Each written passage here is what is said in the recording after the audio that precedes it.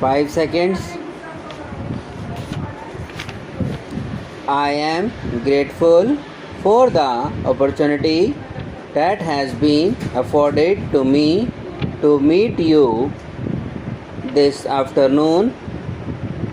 During the last 4 or 5 days, I have been visiting places which have afforded solace to millions and millions of people for ages past and which are going to afford solace of a similar kind to generations yet to be born. While visiting these places, I have also seen the great architecture which is a specialty of these parts, the like of which you do not see in that part of the country from which I come.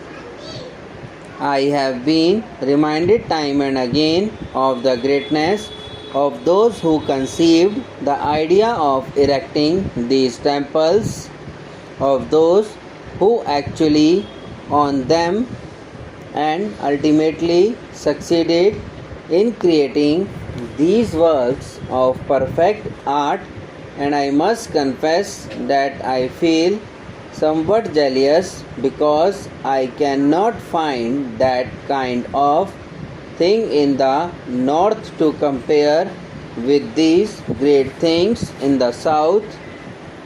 I do not regard them or regard you as different from me and from that part of the country from which I come.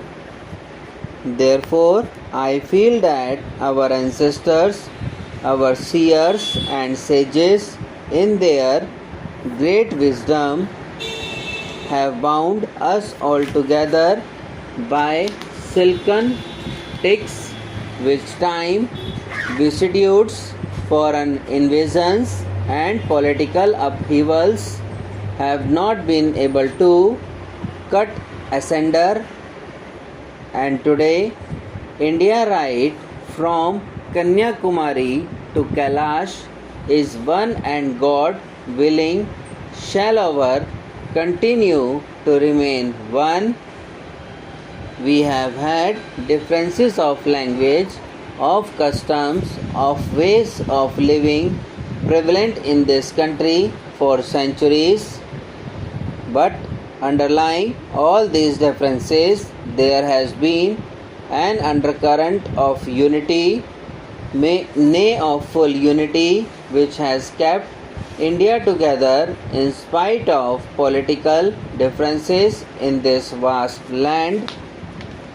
It has been rightly pointed out by you, Mr. Vice Chancellor, that there is a genius of reconciling different ideas which is inherent in our land, and it is that genius which has preserved this ancient land, is its glory, its civilization and its culture, which are even today, I make bold to say, not inferior to that of any other part of the world. Until say 2 centuries ago, our people in this country were in no way inferior to any other part of the world in any matter, be that in the sphere of arts or sciences.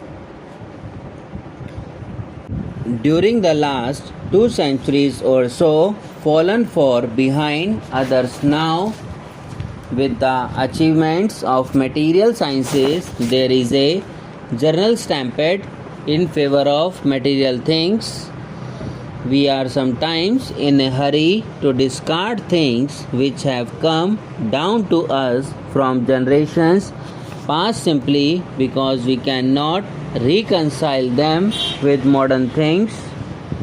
But I say with great respect to all friends who hold that view that the scientific spirit requires that nothing should be discarded and nothing should be accepted without examination or analysis, and I plead that There is much in our past which has to be appreciated, past which has to be studied and examined, the true meaning of which has to be appreciated, and when that is done, I have no doubt in my mind whatsoever that we shall never have reason to feel sorry later. I have no doubt we shall in that event ever be able to look to other people with a certain amount of people. For after all, our past is not to be despised. It is something which can inspire the present and the future. Today, the world is passing through a great crisis.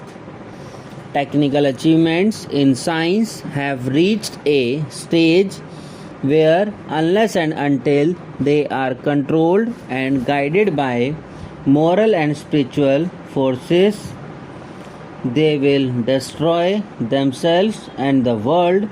And there is that our great heritage can play its part. But can we do that today? I am afraid not.